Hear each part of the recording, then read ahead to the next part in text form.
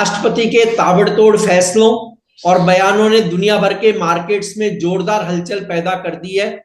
इन कुछ फैसलों, कुछ अमेरिकी डेटा और डॉलर इंडेक्स के उतार चढ़ाव से सपोर्ट पाकर सोने और चांदी की कीमतों ने नई ऊंचाई को छू लिया है। क्या आप सोने चांदी में मुनाफा वसूली कर लेनी चाहिए या शॉर्ट सेल? इस पर बात करेंगे केडिया कमोडिटीज के अजय केडिया से। मेरा नाम है कमल शर्मा। अजय जी, आपका स्वागत है मोलतोल इंडिया में जी। नमस्कार कमल जी। नमस्कार अजय जी, अगर हम देखें तो सोने और चांदी ने ईयर टू डेट लगभग 10% से ज्यादा का रिटर्न अब तक दे दिया है। तो क्या यह राइट टाइम है गोल्ड सिल्वर में प्रॉफिट बुकिंग का, या लॉन्ग पोजीशन को बनाए रखना चाहिए?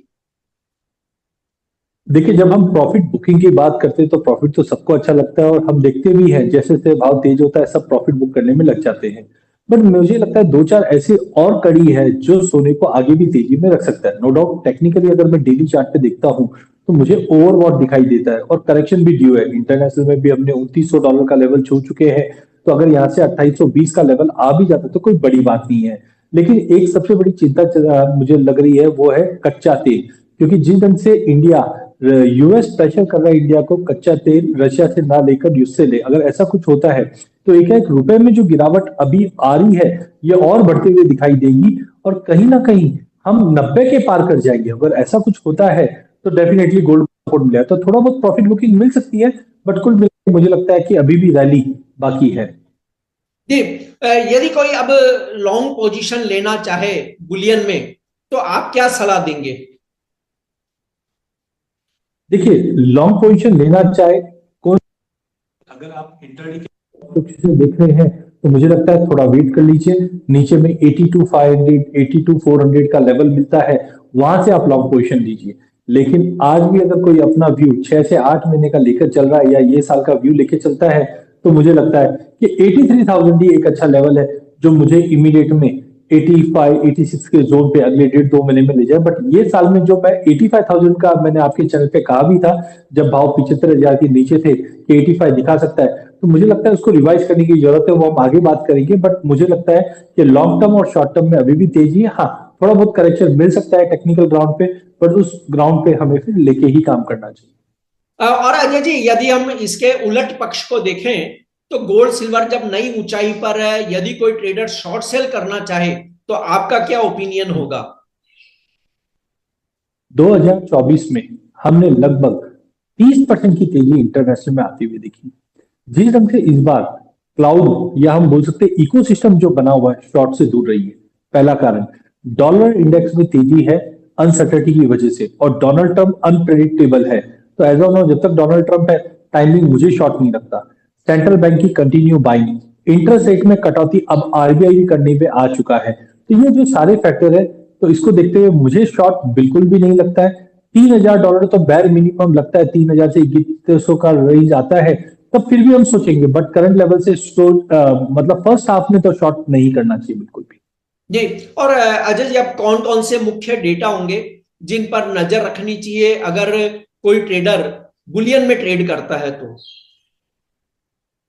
देखिए, इकोनॉमी को रिलेटेड डेटा तो काफी है, जिस ढंग से हम इन्फ्लेशन के नंबर, रिटेल सेल्स के number, wholesale inventory, core CPI, PPI, ये सारे नंबर्स तो अपनी जगह चलते रहेंगे।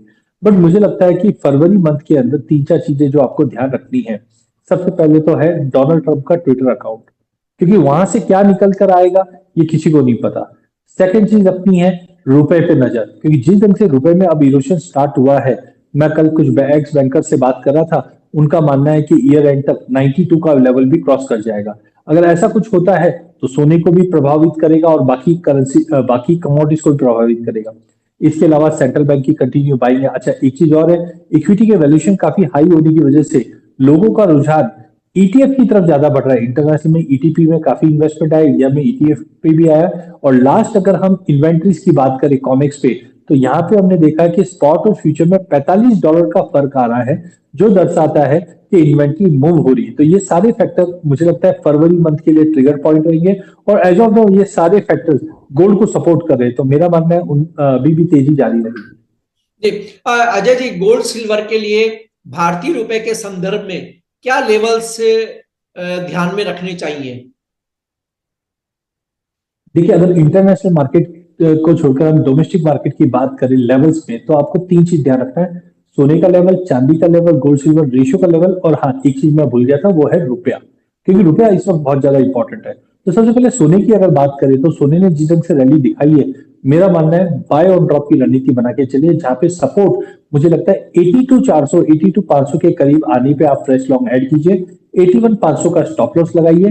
टारगेट आपका एटलीस्ट 85 500 का रहेगा। वहीं अगर मैं चांदी की अगर बात करूं, तो चांदी के अंदर भी मोमेंटम काफी ज्यादा है।